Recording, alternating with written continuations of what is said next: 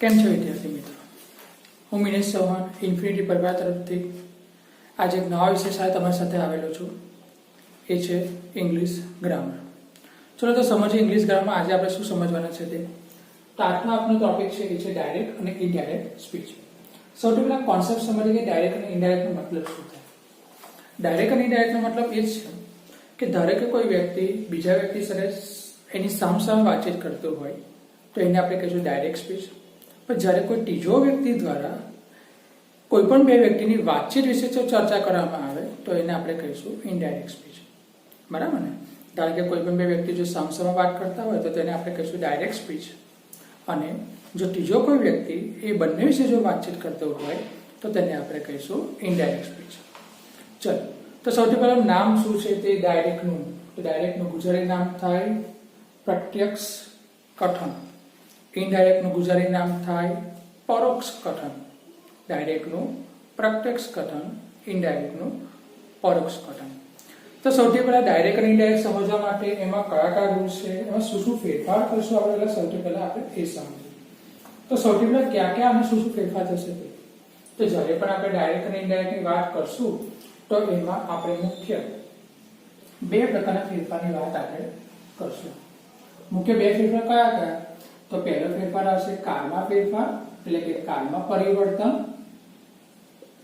અને બીજો એક ફેરફાર આવશે એ છે સર્વનામમાં ફેરફાર. એક ફેરફાર આવશે કાળમાં ફેરફાર અને બીજો ફેરફાર આવશે સર્વનામમાં ફેરફાર. ચલો તો મિત્રો હવે પહેલા આપણે સમજીએ કાળમાં ફેરફાર. તો એના માટે તમને સૌથી પહેલા ખબર હોવી જોઈએ કે આપણી પાસે કયા કયા કાળ એવા છે કે જે તમને ખબર છે. તો સૌથી પહેલા કાળ. તો કાળમાં અલગ અલગ પ્રકારના તમને ખબર છે. એક તો છે સાદો વર્તમાન કાળ, સાદો ભૂતકાળ, ચાલુ વર્તમાન કાળ, ચાલુ ભૂતકાળ, પૂર્ણ વર્તમાન કાળ, પૂર્ણ ભૂતકાળ, સાદો ભવિષ્યકાળ અને બીજા અલગ અલગ પ્રકારના સ્વરૂપો તમને ખબર છે. તો સૌથી પહેલા તમને કાળના પરિવર્તનની વાત કરું અને એના પછી આપણે વાત કરીએ સર્વનામમાં ફેરફાર. તો સૌથી પહેલા વાત કરીએ કાળમાં પરિવર્તન. તો કાળમાં પરિવર્તનમાં આપણી પાસે આવશે કે જો આપણી પાસે સાદો વર્તમાન કાળ હશે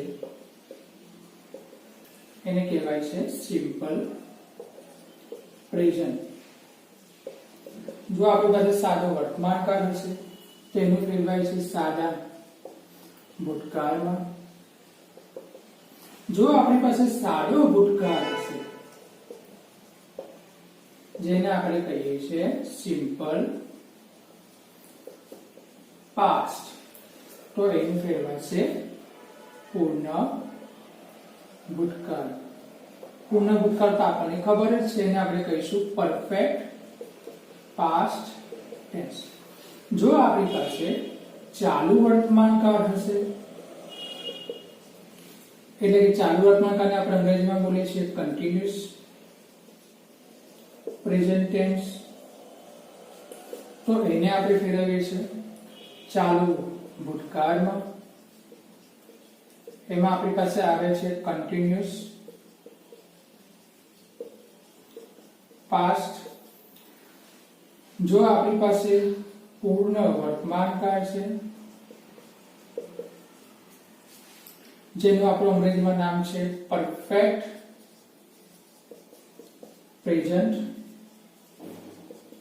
તેનું આપણે કરશું પૂર્ણ ભૂતકાળ. પૂર્ણ ભૂતકાળમાં શું આવશે મિત્રો? તો પૂર્ણ ભૂતકાળને આપણે અંગ્રેજીમાં કહીએ છીએ પરફેક્ટ પાસ્ટ. હજુ આપણી પાસે આવા અલગ અલગ પ્રકારના સ્વરૂપો આપેલા છે, પરંતુ અત્યારે આપણે ચર્ચા ફક્ત આના માટે જ કરશું. બરાબર છે?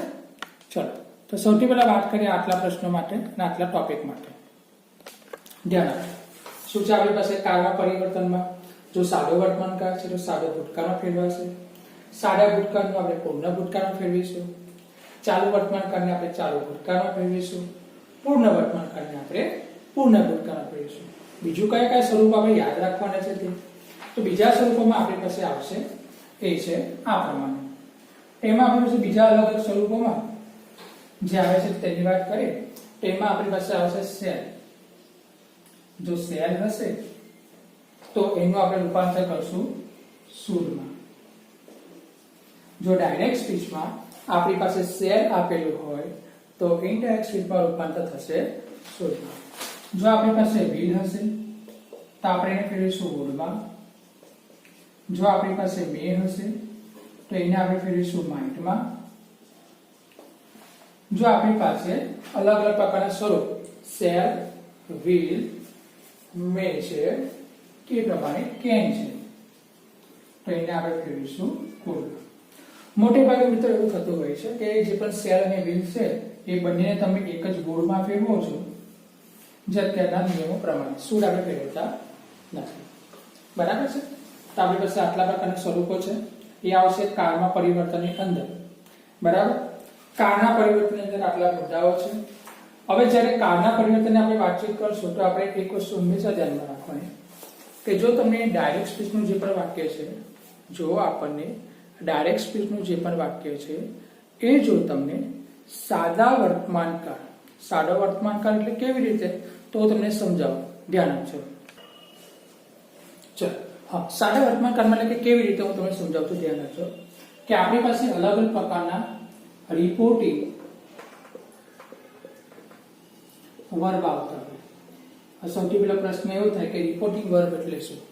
તો રિપોર્ટિંગ વર્બ એટલે કે એવા વર્બ કે જ્યારે તમે ડાયરેક્ટ સ્પીચમાં કોઈ શું બોલતા હોય, ધારો કે હું તમને કહું કે રાજ મહેશને કહે છે. રાજ મહેશને કહે છે.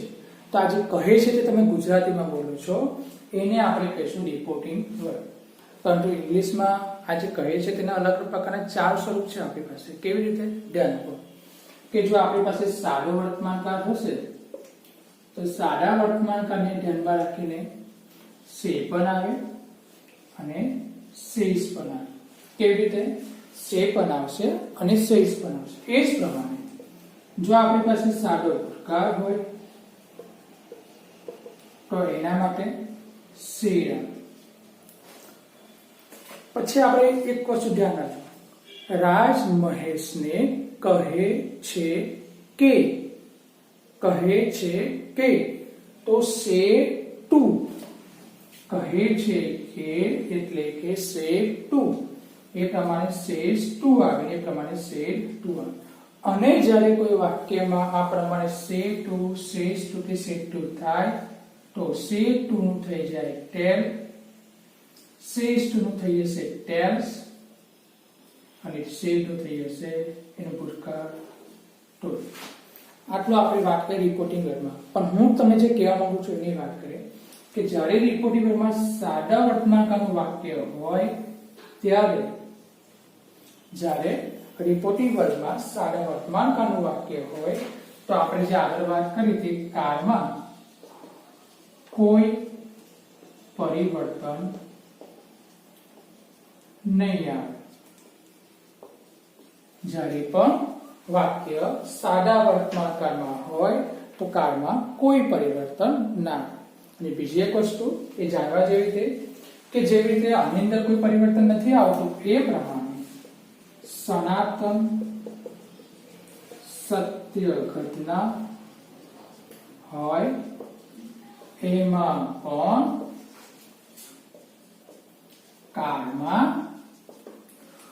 કોઈ પરિવર્તન ન આવે. ક્યારે? સનાતન સત્ય ઘટના હોય તો. કેવી રીતે? તો તમને કહું કે સૂર્યની આસપાસ પૃથ્વી ફરે છે તો એ કેવી ઘટના છે? સનાતન સત્ય. તેમાં કોઈ જગ્યાએ કાળમાં પરિવર્તન ના. હું તમને એવું કહું કે ગાંધીજી કહે છે કે હંમેશા સત્ય બોલવું જોઈએ, તે સનાતન સત્ય ઘટના છે, એમાં કોઈ પરિવર્તન ના. હું ધારો કે તમને કહેવત કહું તેમાં મૂળના ઈંડા ચિતરવા ના પડે, તો આ એક પ્રકારની કહેવત છે, તેમાં પણ કોઈ પરિવર્તન ના. એટલે કે સનાતન સત્ય ઘટના હોય અથવા તો કહેવત હોય એમાંથી કોઈમાં પણ કાળમાં પરિવર્તન ના. તો આ છે આપણી પાસેના બેઝિક નિયમો. હવે આ વાત કરી દરેક જે વાત હતી એ હતી જે કાળમાં પરિવર્તનમાં શું આવશે તેને ધ્યાનમાં રાખીને. જે પહેલો મુદ્દો આપણે સમજ્યા. તો હવે આપણે આગળ સમજીશું સર્વનામમાં કેવી રીતે ફેરફાર આવશે તેને ધ્યાનમાં રાખીને. તો ચલો આપણે સર્વનામ સમજીએ. ધ્યાન આપજો. તો ચલો મિત્રો, હવે આપણે સમજીએ સર્વનામમાં કેવી રીતે પરિવર્તન આવશે તે.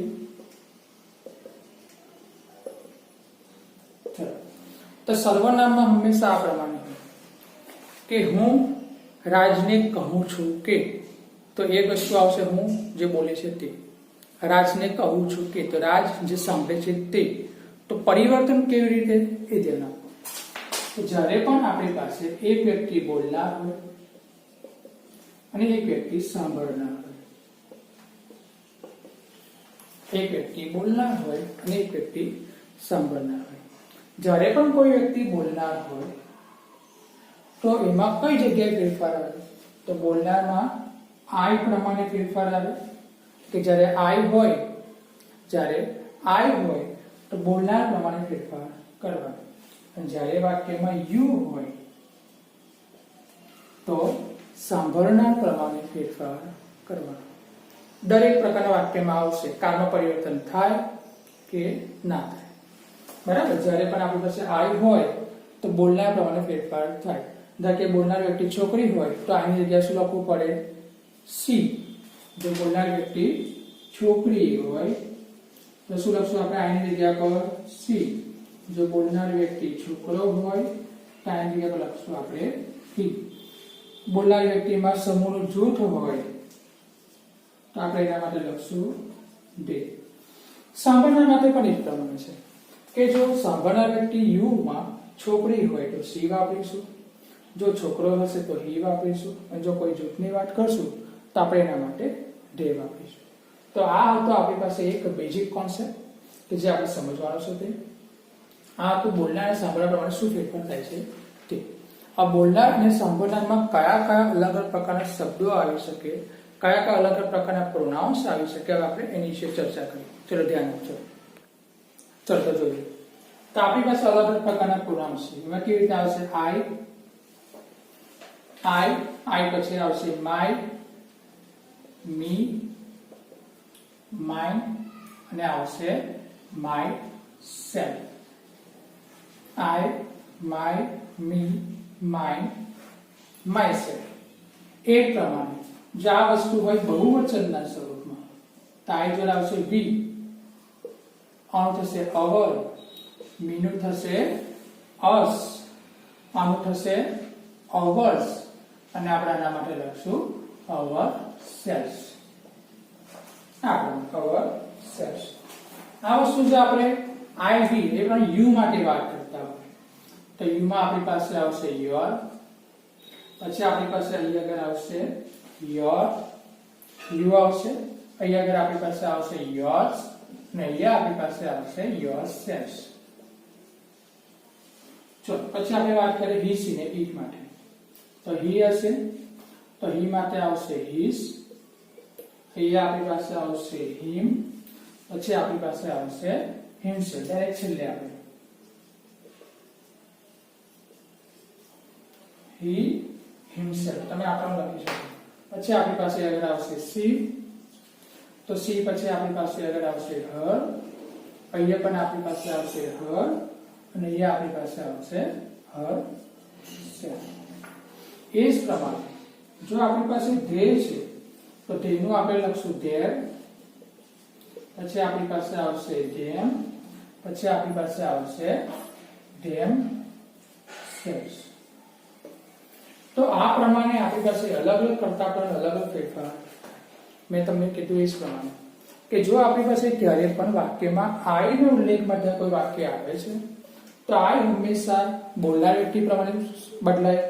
ધારો કે કોઈ બોલનાર વ્યક્તિના સંદર્ભમાં મી આવી, બોલનાર વ્યક્તિ શું છે? પુરુષ છે, તો મીની જગ્યાએ આપણે પુરુષ માટે લખવું પડે હિમ. બરાબર ને? મી માટે આપણે લખવું પડે પુરુષ માટે હી. જો સ્ત્રીના સંદર્ભમાં હશે તો આ પ્રમાણે સી, હર, હર અને હર્ષ. તો આ હતો આપણી પાસે સર્વનામમાં શું ફેરફાર આવે છે તેનો. હવે બીજો એક ફેરફાર છે કે જે મારે તમને સમજાવવાનો છે. હવે આપણે આગળ એના પર વધીએ. ચલો ધ્યાન આપો. ચલો હવે ધ્યાન આપજો. હવે કઈ કઈ રીતે ફેરફાર છે તે સમજીએ. ધારો કે જો તમને ડાયરેક્ટ સ્પીચમાં આપવામાં આવે છે ધીસ, તો આપણે ઇનડાયરેક્ટમાં લખવું પડશે ધેટ. જો તમને ડાયરેક્ટ સ્પીચમાં આપવામાં આવે છે ધીસ તો આપણે લખવું પડશે ધોસ.